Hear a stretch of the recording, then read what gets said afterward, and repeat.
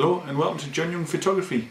This is my review on the Tamron 28-75.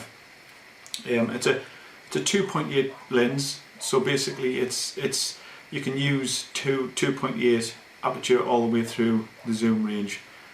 So it's a professional lens which is obviously you can use on DX camera, so you can use a crop sensor, but also extremely good to use on FX camera, such as the Nikon D750. I did used to have, well I still actually do have as well actually, the Sigma 24-60 f2.8, which is the one I had first.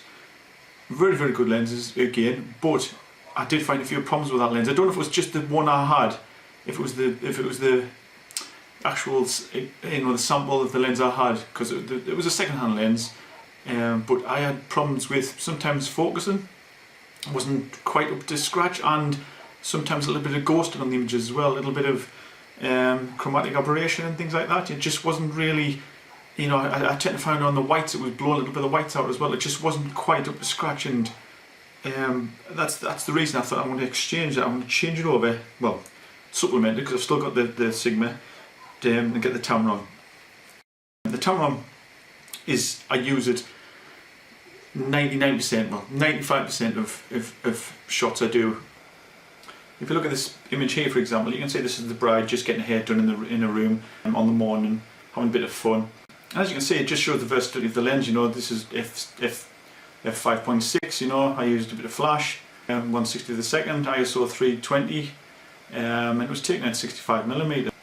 I just kind of zoomed in a little bit. It wasn't a huge room, so I didn't have loads of space, but the lens offers that scope. It basically lets us zoom into an area without being too intrusive to the bride. So that worked out quite well for that one. And the next one is, if you look at this one, is the bride having a bit of fun in front of the mirror. She's just looking at herself in front of the mirror, checking out what she looks like. If she noticed me taking photographs, I'd be laughing her face.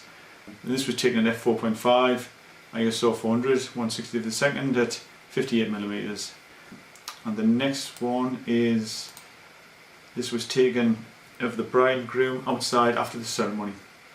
These are a variety of photographs here. And from various weddings. As I say, I'm spoiled for choice with this lens because I've used it so many times. I could choose loads of pictures for it basically. But this one, for example, was taken at f5, ISO 320, because it was a bit of a dullish day, but more importantly, underneath where they are there, they're in a bit of a shadow, so I'll put the ISO up a little bit, and this is a 52mm. But as you can see, it's a lovely sharp image. You're getting there a bit close to the faces. You can see how sharp it is. And this was a windy day. You can see by her dress blowing a bit there, which adds to the effect. It's a nice effect, to be honest with you. But it's a very capable lens. The next shot here was taken next to actually there's just the back of a shot basically. This is like a shutter on a shot, but I just love the colour, the bright colour, and I thought it really matches with his waistcoat there. And these couple were great fun. This was like a steampunk red that they did, and it was lovely. It was a really nice day, lovely couple. f4, ISO 320, and it's at 48mm, that one. But again, just showing the versatility of the lens. The next one is that couple you just saw before there, the same people, and basically just walking away from us. And it was a bit of a candid shot, a bit of a candid pose, this one. And this was taken at f4, 6/40 of a second, and it was 44mm, that one. So it just gives you a few examples of the versatility of the lens. How well it performs. And that was quite a challenging picture in a way, because got a lot of brightness in the background there, but as you can see, it's captured them absolutely lovely. It turned out really well, that one. I have my Tamron 28-75 here mounted on my Nikon D750, but of course, it'd be good lens on any camera. My D610, I've used it on quite a few times, and it's no problems on that as well. Produces nice and sharp photographs. None of the problems I mentioned before with the Sigma. None of the. You might get a little bit of chromatic aberration, a tiny bit, which I think most lenses you will a little bit. Maybe tree branches against a bright sky, that kind of thing. But nothing too bad at all, and certainly a lot better than what I had with the Sigma. I use this for my group photographs, I use this for the bride and groom on their own, I use this as a candid shot lens, you know, because it's obviously got that wide angle opportunity, so if you're in amongst the guests, it's a nice lens just to straight out and off you go. And it's not too big, as you can see, it's not a huge lens. I mean, that's with the lens cap on the front, which I always leave on anyway, just to protect the front of the lens. But it's got a nice feel to it, nice construction. It's a nice lens. I can't really fault it. I would certainly buy another one if this was anything happened to it, God forbid.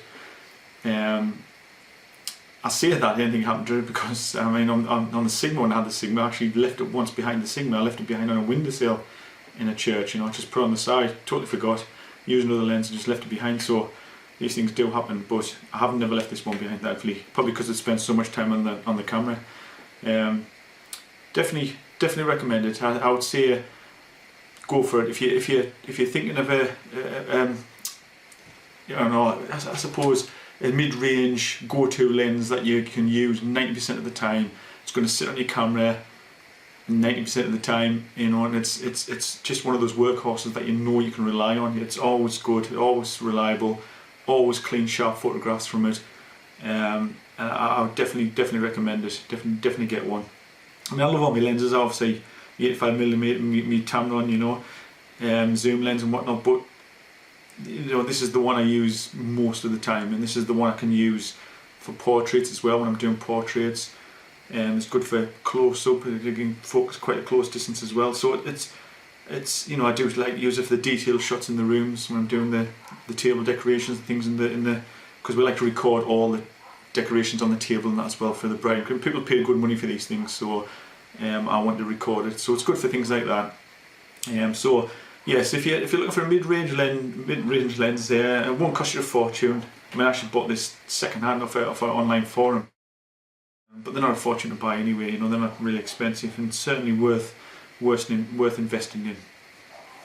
Price-wise, you're looking online. If various places obviously going to give you different prices, but around about £400 you're talking for a new one.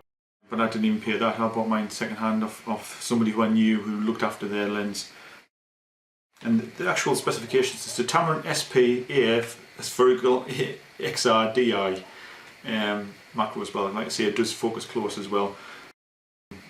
But like it's a really good lens from Tamron. You know, very impressive. I think Tamron do make some really good lenses. But when I had compared this to with the Sigma, as I said before, it's a massive difference compared to the Sigma. When you compare this to what I had before, I just found the quality so much better than it was before. Okay, this is John Young Photography. I'm John Young. Thanks for watching. Please subscribe and I'll add some more videos later. Thank you. Bye bye.